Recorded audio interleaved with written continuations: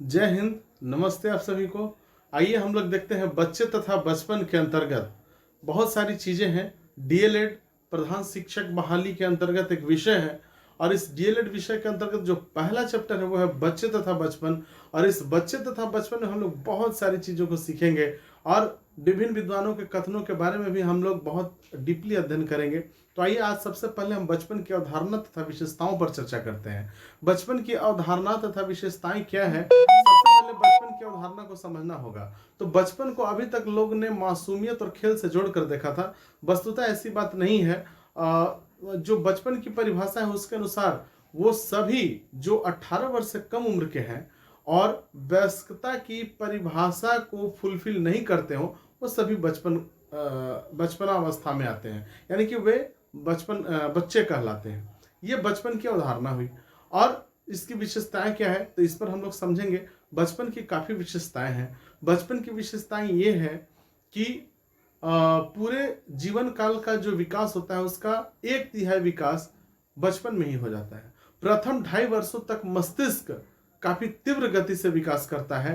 और उसके बाद हम लोग एक चीज़ और देखेंगे कि जैसे आनंद प्रदान करने वाली जो गतिविधियां हैं, जैसे कि बच्चे बहुत सारे ऐसी गतिविधियां हैं जिससे बच्चे आनंद प्राप्त करते हैं, जिसमें सबसे पहला है अभिनय आनंद। अभिनय आनंद क्या है कि बच्चे बड़े बूढ़ों गार्जियन इत्यादि का अनुकरण करके आनंद प्राप्त करते हैं। मैं बता दूं कि बच्चा बच्चा जो होता है वो अनुकरण प्रिय होता है, यानी कि अपने बड़े बुजुर्ग माता पिता दादा दादी विद्यालय के शिक्षक इत्यादि को देख करके आसपास के जो भी उसको आदर्श लगते हैं उनको देख करके वो अपना जो है हाव भाव उन्हीं के तरह करना चाहता है, जो कि एक बहुत ही इंपॉर्टेंट नोटिस करने वाली बात है कि बच्चे देख करके काफ़ी अनुकरण करते हैं, काफ़ी सीखते हैं। और बच्चा एक कोरी स्लेट की भांति होता है।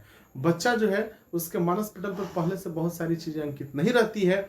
आप जो भी चीज़ उसको बताते चलते हैं बच्चा में, वही उसके व्यक्तित्व का आधार बनता है और उसके जीवन का बेस बनता है। तो इन सब चीज़ों को देखते हुए हम देखते हैं कि अभिनय से बच्चा आनंद उठाता है। उसके साथ साथ बच्चा जो है चित्रकला, वास्तुकला, स्थापत्य कला, चित्र बना करके बच्चा आनंद उठाता है। उसका मानसिक स्तर का भी विकास होता है। जो बड़े बड़े घर मकान बिल्डिंग्स अपार्टमेंट के सहित जो अगर मंदिर मस्जिद इत्यादि धार्मिक स्थलों से लेकर के अगर बच्चा कहीं घुमा फिरा है तो भी ठीक, और नहीं तो जिस वातावरण में रहता है वहाँ का जो स्थापत्य कला है उसको देख करके वो चित्र में भी उकेरने का कोशिश करता है और मिट्टी से भी वो उसको बनाने का कोशिश करता है। इसके साथ साथ कठपुतली का जो खेल परंपरागत तरीके से गांव में देहात में होता है, गुड्डे गुड़िया का खेल, उससे को भी खेल करके बच्चा जो है आनंद उठाता है। इसके साथ साथ और क्या करता है, संगीत से बच्चा आनंद प्राप्त करता है। संगीत से बच्चा आनंद कैसे प्राप्त करता है, आप जानते हैं कि संगीत को कहा गया है कि संगीत जो है परमात्मा से सीधे संपर्क साधता है। तो संगीत में जब वयस्कों को आनंद मिलता है तो बच्चों को डेफिनेटली मिलेगा। तो बच्चा जो भी गीत संगीत जिस तरह का माहौल में वो रहता है उसको सुन करके फिर गा करके वो आनंद उठाता है। और विभिन्न बाल क्रीड़ाओं, जो अगला टॉपिक है 5वां, उसके अंतर्गत विभिन्न बाल क्रीड़ाओं के द्वारा भी बच्चे जो है आनंद उठाते हैं। और ये उनका जैसे माता पिता के साथ वात्सल्य भरा प्रेम, उनके कांधे पर चढ़ जाना, उतरना, और जो उनकी डिफरेंट तरीके की क्रियाएं हैं, जल के साथ खेलना, जल क्रीड़ा इत्यादि। तो जो भी वो खेल खेलते हैं छोटी बड़ी गेंद से, उसके साथ कोई भी चीज़ मिलता है तो उसको वो खेलने लगते हैं, वो बाल क्रीड़ा के अंतर्गत आता है। तो बाल क्रीड़ाओं के द्वारा भी वो आनंद उठाते हैं। तो अगले इसमें जो है एक महान विद्वान ने कहा था, कोल एवं ब्रूस ने, उन्होंने क्या कहा था, तो कोल एवं ब्रूस ने कहा था कि बचपन एक अनोखा काल है।